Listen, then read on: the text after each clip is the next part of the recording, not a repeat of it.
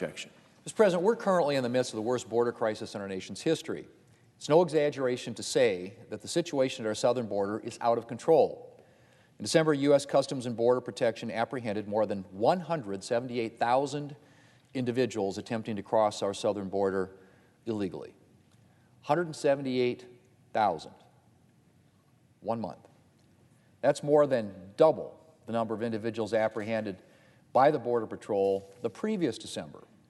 And this is no isolated incident.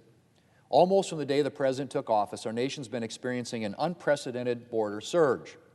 In fiscal year 2021, the Border Patrol encountered more than 1.7 million individuals attempting to cross our southern border, the highest number ever recorded.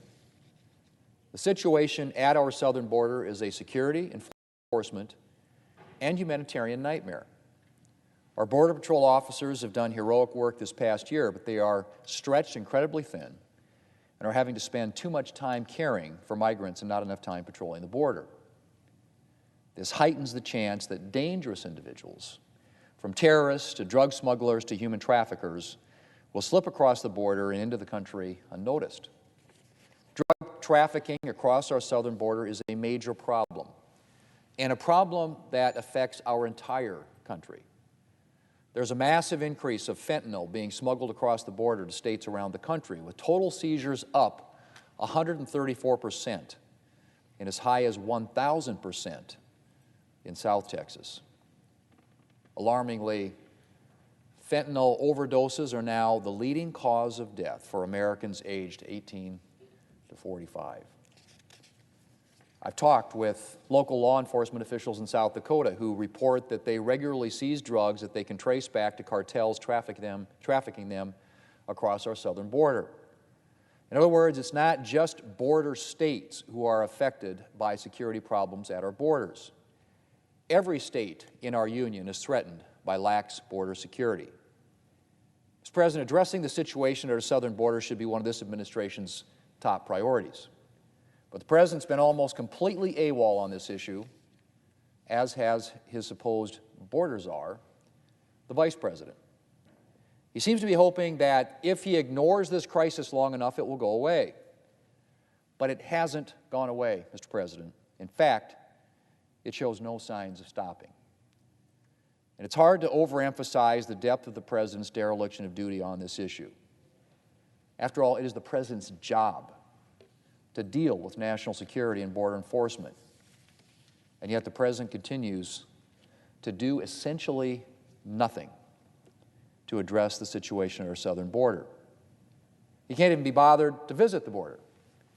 In fact, there's reason to believe that the President has never visited the border, not as President, not as Vice President, and not even as a senator, beyond driving by it once on the way to a campaign rally in 2008. Of course, Mr. President, this situation isn't just a matter of the President being derelict in his enforcement duties. The President is partly, if not largely, responsible for the existence of this situation in the first place. Immediately upon taking office, the President took steps that weakened our nation's border security. On his very first day in office, the President rescinded the declaration of a national emergency at our southern border. He halted construction of the border wall, and he revoked a Trump administration order that called for the government to faithfully execute our immigration laws. That was all on his first day. And that wasn't all.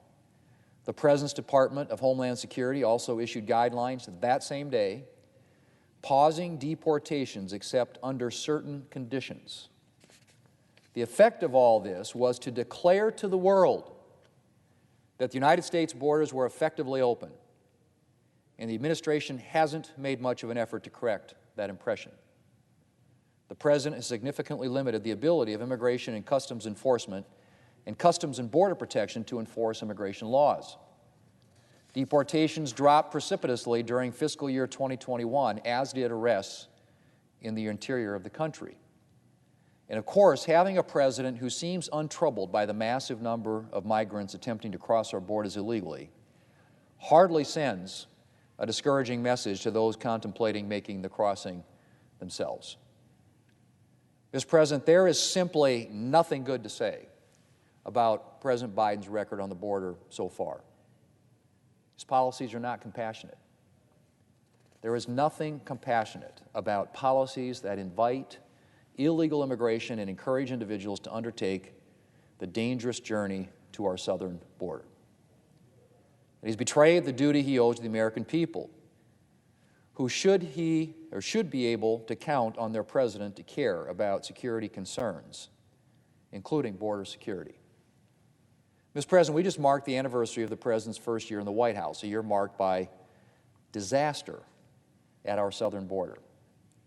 The President has a chance to change that record, to leave behind something other than border chaos to mark his time in office.